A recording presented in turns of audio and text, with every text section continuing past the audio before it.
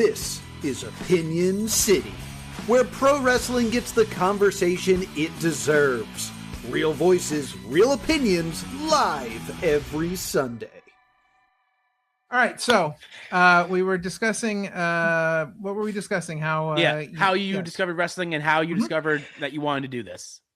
Yes. So, of course, like when we saw Matt Quay, Baby Daddies, Golden Era, like all of that, all those great people. And so I was sitting there because we were going every month, and I found myself kind of getting bored just sitting there as a fan because I started learning movesets. So things started becoming kind of predictable for me. In the sense that I was starting to learn that and didn't realize it at the time. But then Mary Beth came out and I fell in love with what she was doing. I fell in love with her as a manager and being that like person that you just love to hate. Right. And so because of that, I was like, okay, I kind of want to get into that. So then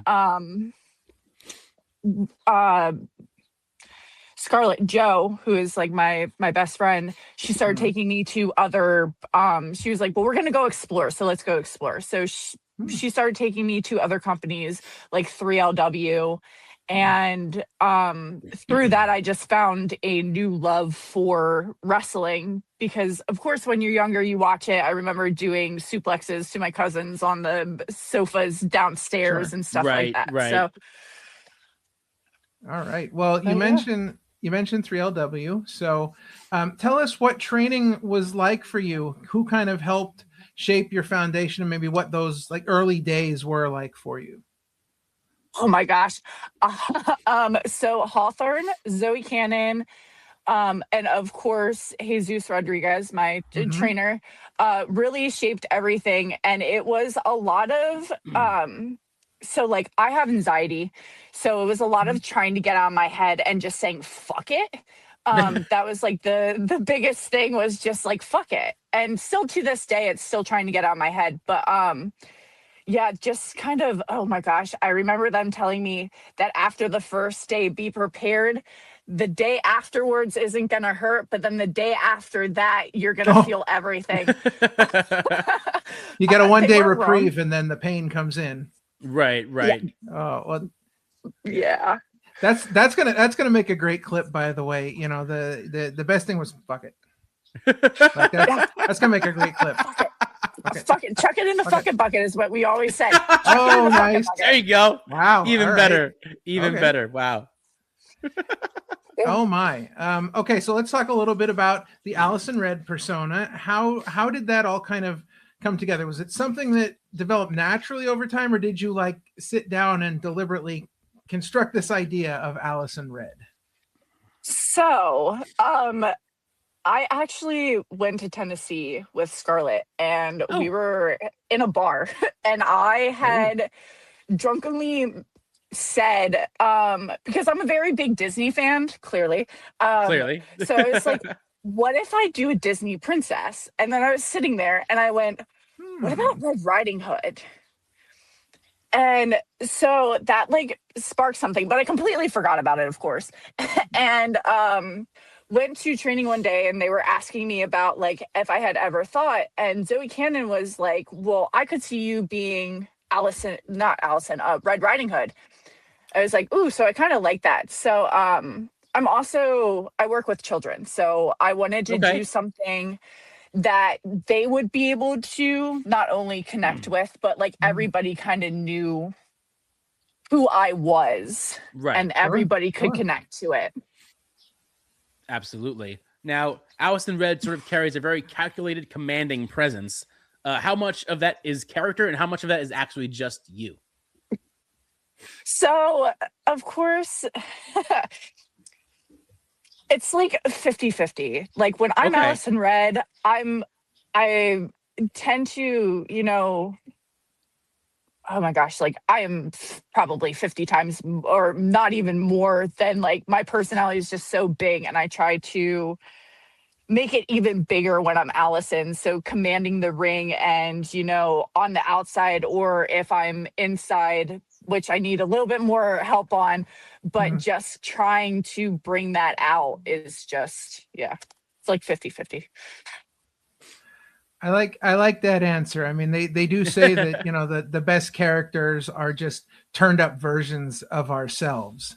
So that makes a lot of sense.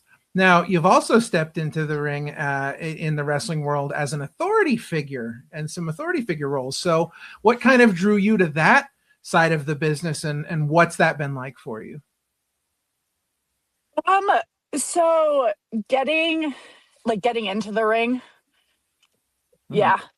So basically I took a bump. I went in as wanting to be a manager, took a bump and fell in love and was like, I actually have to do this. Like, I need to be the person inside of the ring.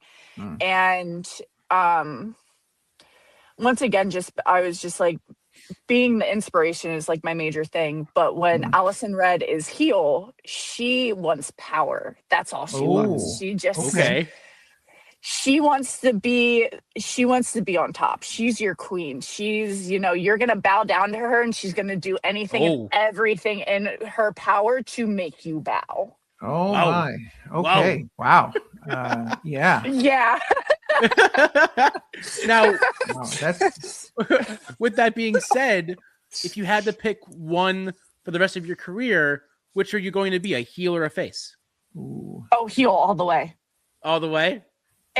Heel comes so much easier to me. I don't know why. But being like a baby face is to me is like harder. Yes.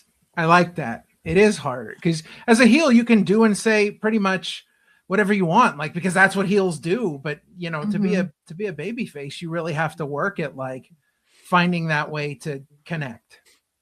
Yeah, but I'll do both. Like, both are fun to me. But if I could choose one for the rest of my life, it would probably be heel. Now, well, do you think it would be, because I've asked this to somebody else, do you think it's harder to be cheered or is it harder to be booed?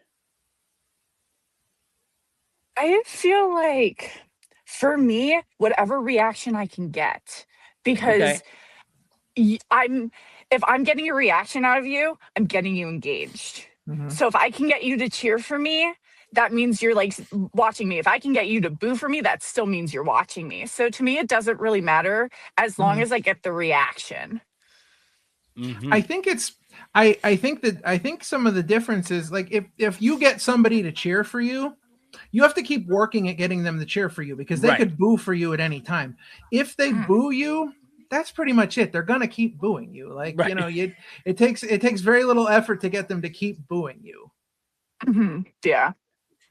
So as someone who has seen things from both sides of the curtain, what is something that an average fan might not realize about what goes into putting a show together? How many people it takes. I didn't realize how many people it took to put on a production like that. Like, yes, you have the wrestlers, but then you have the sound guy, you have the camera guys, you have, you know, all this stuff going on behind scene that I did not realize was happening. And you've been to enough companies, you know, and seen how all that goes down. So you've gotten a really good view of, you know, how different companies do it, but what is similar in what they have to do to put shows together. Yeah. Yeah, it's just, yeah. So, sorry, what was the question again in my brain? we were just talking about what, listen, I understand that fully. As someone who has ADHD, I get the whole mental block thing. I understand. Listen, I've had 5 concussions. I understand what like your brain going crazy. Now we're talking about what fans might not know about what goes into putting a show together. Yeah. Sorry, people like walked by and I went like, ooh, birdie. That's what. Oh wow. Understood. Ooh. Wow, that's gonna be the new catchphrase on the show when you're distracted about something. You're like, oh, birdie. I'll just do that like randomly in the middle of the show.